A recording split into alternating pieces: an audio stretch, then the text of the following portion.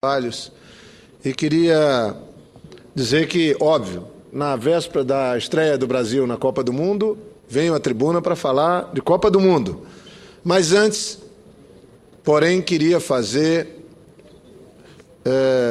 tornar público que estou apresentando um projeto de lei no Senado Federal, de número 210, que altera a consolidação das leis trabalhistas, a CLT, e que tem a ver com a Copa do Mundo por conta do risco que os trabalhadores e trabalhadoras do país correm hoje, tendo em vista esse movimento de greves que ocorreram exatamente agora próximo ao início da Copa do Mundo.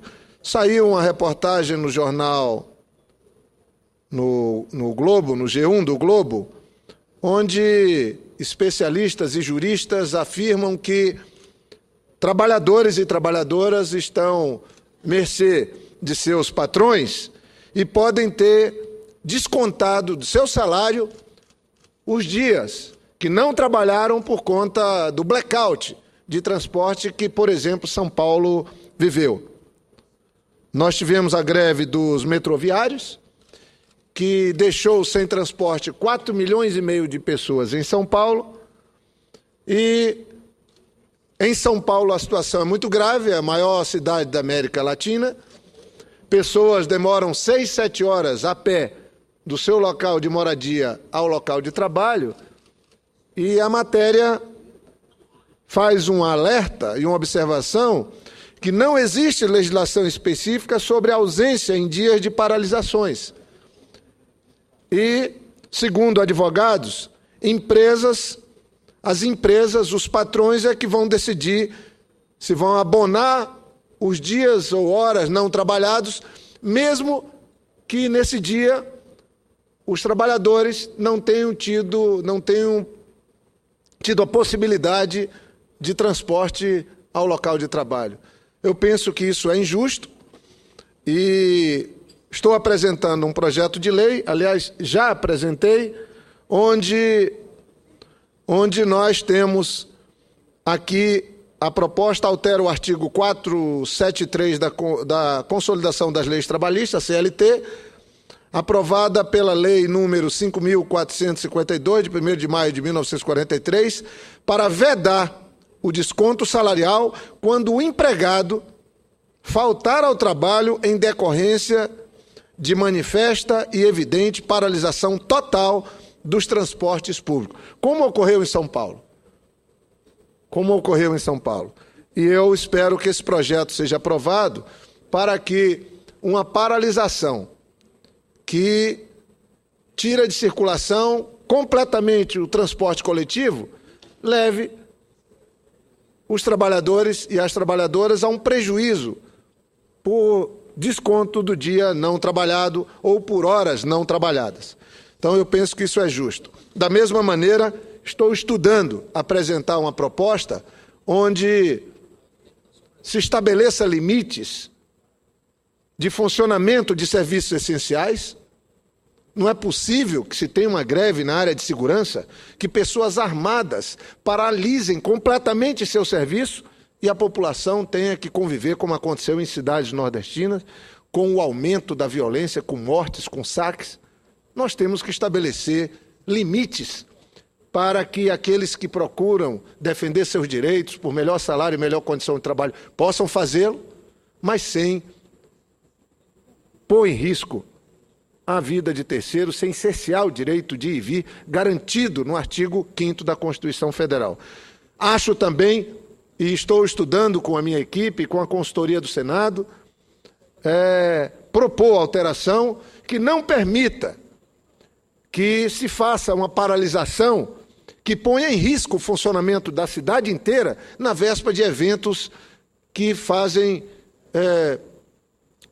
realizam grandes encontros como nós temos agora. Não é possível que se tenha marcado um evento que reúna centenas de milhares de pessoas e exatamente na véspera ou próximo se faça uma paralisação. Isso é pôr em risco essa concentração de pessoas. Penso que nós temos que estabelecer responsabilidade para poder seguir garantindo o direito à manifestação, que não pode ser cesseado, mas estabelecendo também limites no sentido de garantir segurança para todos. Senhor presidente, senhoras e senhores que me acompanham, nós estamos a horas da Copa do Mundo.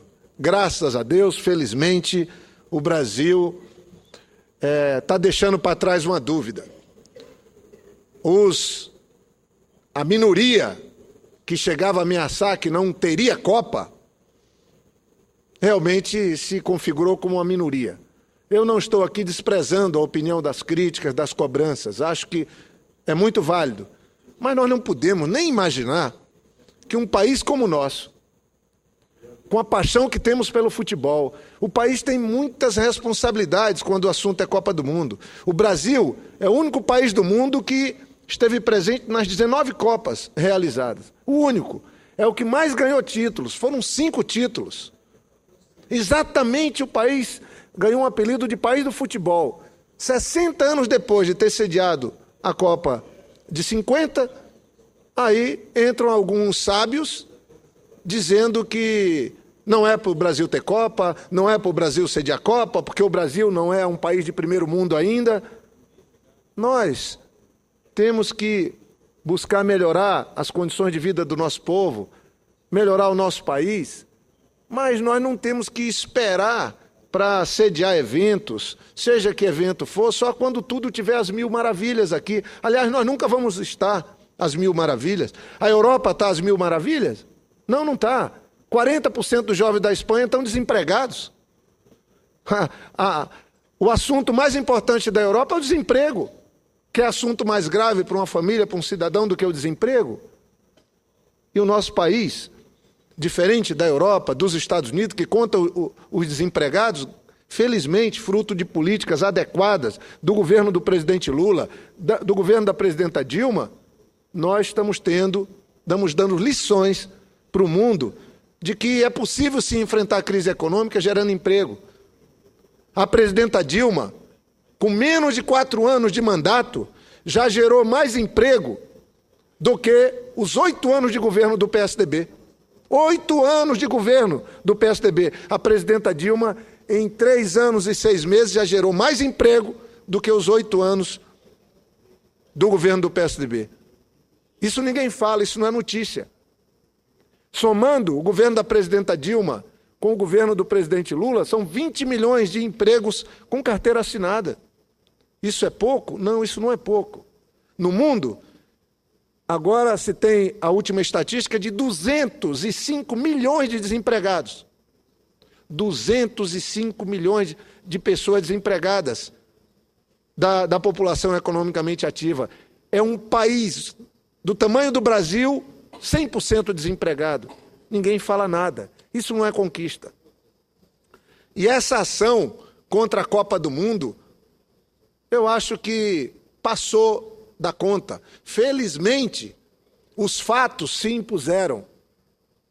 O verde e amarelo está nas ruas de todo que é cidade do Brasil. As bandeiras estão tremulando nos carros. Aqui em Brasília, estão enfeitando ruas e se multiplica essa presença do verde e amarelo exponencialmente. Vim do Acre agora, Rio Branco está uma beleza. Todo mundo fazendo um concurso da rua mais bonita. Porque querer tirar a paixão do brasileiro pelo futebol, querer diminuir o nosso país na hora que vamos sediar o evento de maior audiência do planeta, eu acho que é trabalhar contra o país. Temos diferenças. Podia estar sendo dada outra condução. A FIFA nos impôs isso ou aquilo, é verdade. A FIFA nos impôs. Aliás, o nome da Copa é Copa FIFA, não é Copa Brasil. O Brasil é a sede. Se temos que mudar a FIFA, temos. Vamos nos somar nisso. Mas a FIFA não é brasileira, não é do Brasil. O Brasil, para se candidatar, teve que se submeter a regras que a FIFA põe para tudo que é país do mundo. Não é o Brasil que aceitou. É todo, onde teve a Coreia, teve que aceitar, os Estados Unidos teve que aceitar, a Alemanha teve que aceitar. É assim, em toda parte. Mas o problema não é só isso. é que a gente tem pessoas no Brasil que parece que não tem nenhum amor pelo nosso país, que parece que torce para o Brasil dar errado sempre, que parece que quer a desgraça do país. Isso não dá para aceitar. Nós tínhamos que estar todos unidos, como estamos vendo de fato acontecendo. Quando eu vi os índios pataxós invadindo a concentração alemã para abraçar os alemães, aquilo foi um abraço de todos os brasileiros. Os índios pataxós nos dando um exemplo. Foram lá na concentração alemã e abraçaram os alemães que chegam e eles tiraram foto. Essas fotos estão correndo o mundo. Mas alguns tinham organizado e fizeram de maneira organizada uma ação usando os índios para tentar pôr índio flechando o policial para ver se mancha a imagem do país mundo afora. Não são brasileiros quem faz isso. Não merece respeito quem faz isso. Nós vimos isso aqui há 15 dias em Brasília. Eu prefiro ficar com a imagem dos índios pataxós abraçando os que nos visitam, a seleção da Alemanha. A gente vê as nossas crianças fazendo aquilo que alguns adultos não aprenderam a fazer ainda, que é ser educado com quem nos visita, que é acolher bem. Estou vendo os taxistas, estou vendo a população pegando para si a responsabilidade de dizer: nós vamos acolher bem quem nos visita. Isso está sendo fantástico, graças a Deus. Amanhã começa a Copa. E começa do jeito que tem que começar. Começa com um sentimento de amor pelo Brasil, de boas-vindas para quem nos visitam, para os que nos visitam. Quero agradecer e cumprimentar as Forças Armadas. Vejam que coisa mais mal resolvida. Era para estar todas as polícias civis, militares, todos harmonicamente trabalhando. Tivemos que chamar as Forças Armadas para poder estar dando uma segurança que é responsabilidade dos estados. Não fizeram. Não fizemos o dever de casa. Podíamos estar tirando uma lição de como melhorar a nossa segurança depois de fazer um evento como esse. O Brasil pode sair com mais conhecimento depois da Copa do Mundo de como sediar, mas gastamos um tempo no enfrentamento, tentando contaminar a realização desse evento com as disputas políticas do país. E isso é muito ruim. Não é à toa que saíram 3 pesquisas eleitorais essa semana. Isso é um equívoco. Isso é um equívoco. Querer misturar a eleição com a Copa do Mundo é um equívoco. E aqueles mais raivosos que fazem oposição ao nosso governo fazem isso. Tentam fazer isso. Não dá certo. Eu fiz outro dia um histórico aqui. O povo brasileiro não mistura nem resultado de Copa, nem partida de futebol com eleição. O povo brasileiro sabe bem separar isso. Já mostrou claramente que às vezes a seleção vai muito bem e o governo vai mal, não consegue ganhar a eleição. Às vezes a seleção vai mal e o governo vai bem. Então, felizmente, o povo não é bobo. Queria, senhor presidente, só passar alguns números para desmistificar essa coisa da Copa do Mundo.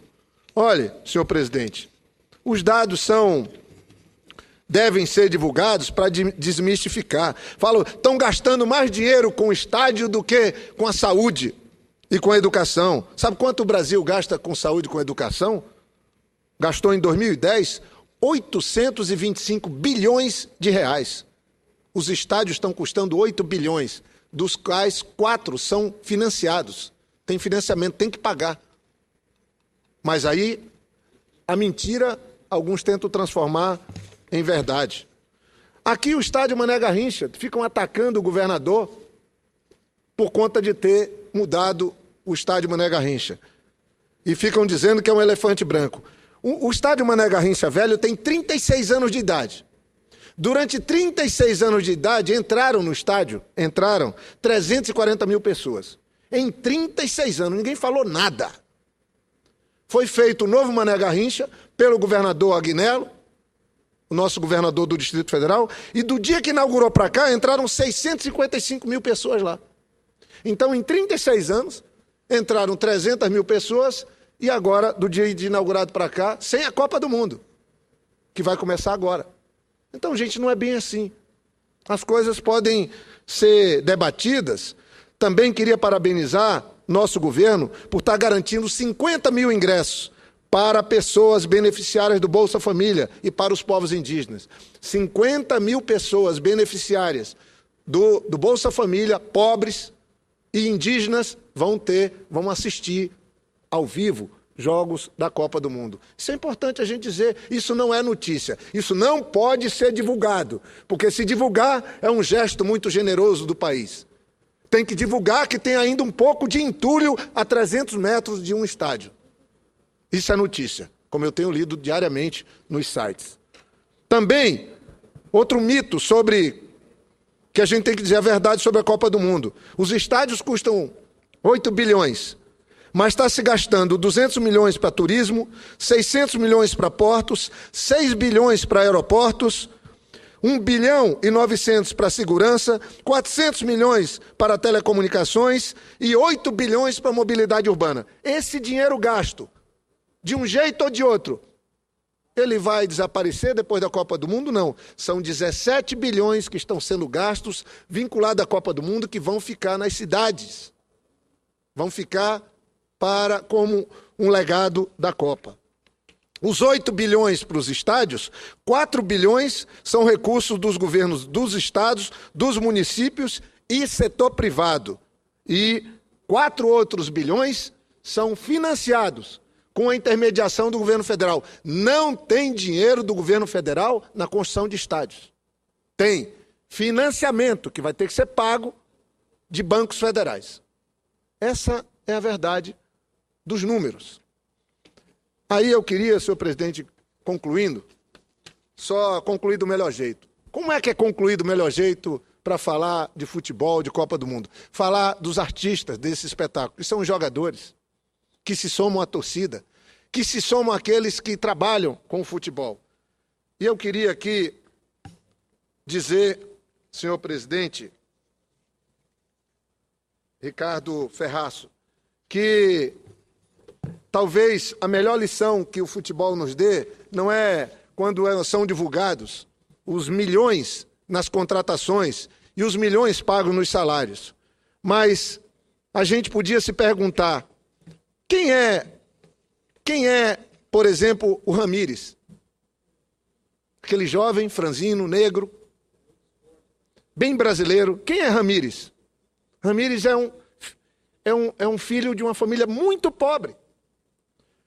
Nasceu em Barra do Piraí, no Rio de Janeiro, foi criado sem muito contato com o pai e a mãe, morando em uma casa humilde com 12 pessoas. 12 pessoas.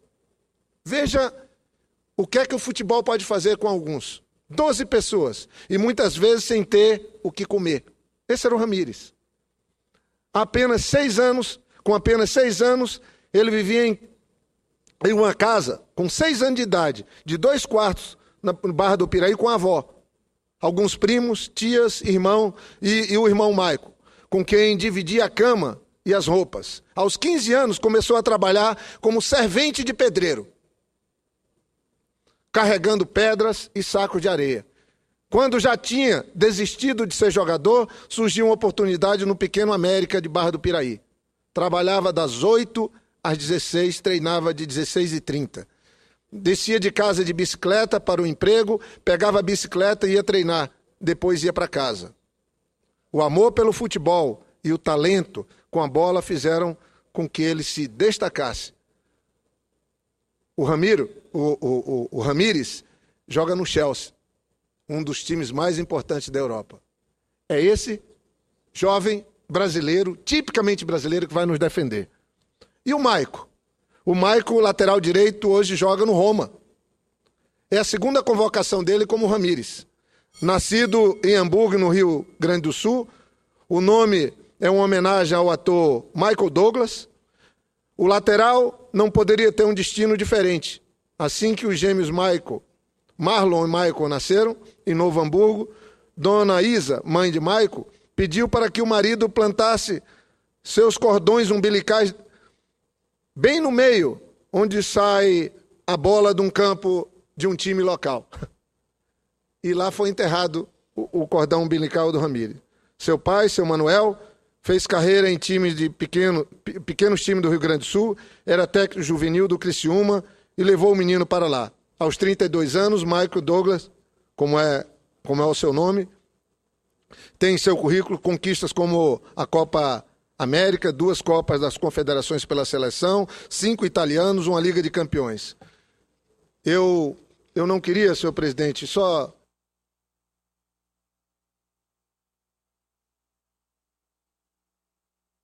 Dois jovens aqui. Um é o Jefferson, do meu Botafogo. Já estou concluindo. Jefferson nasceu em São Vicente, dia 2 de janeiro de 1983. Mostrou talento para o esporte cedo.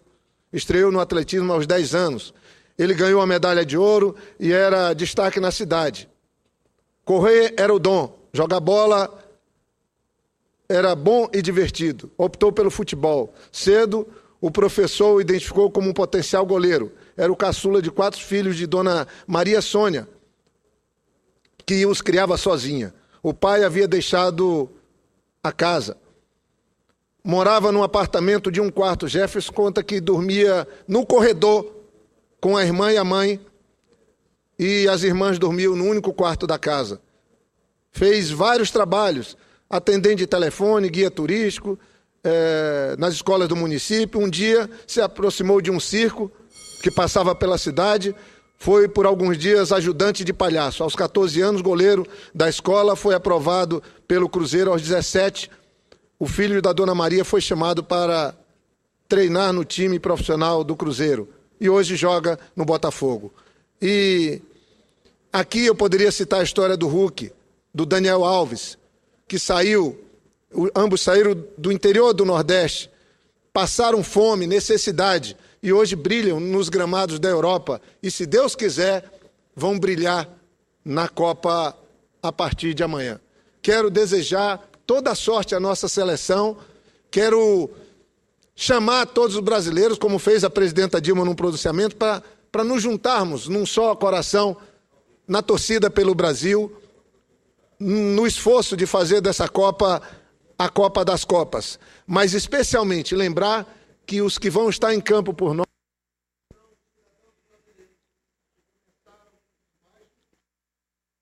brasileiros que venceram na vida depois de enfrentarem muitos sacrifícios. E eu fico orgulhoso de poder, daqui, da tribuna, contar pelo menos algumas dessas histórias. Senador Suplicy, se o presidente, o senador Ferraz já vai fazer uso da palavra, eu sei que já me estendi, mas se Vossa Excelência puder, em 30 segundos, por gentileza.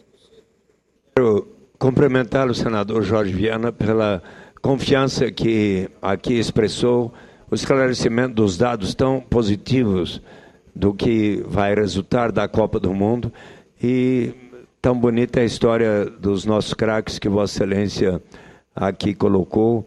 Vamos todos torcer muito por eles amanhã e até a conclusão da Copa. Parabéns a Vossa Excelência. Eu agradeço. E olha aqui o Hulk, que é que fala. Ele nasceu lá em Campina Grande, e filho de senhor Gilvan Souza e Socorro.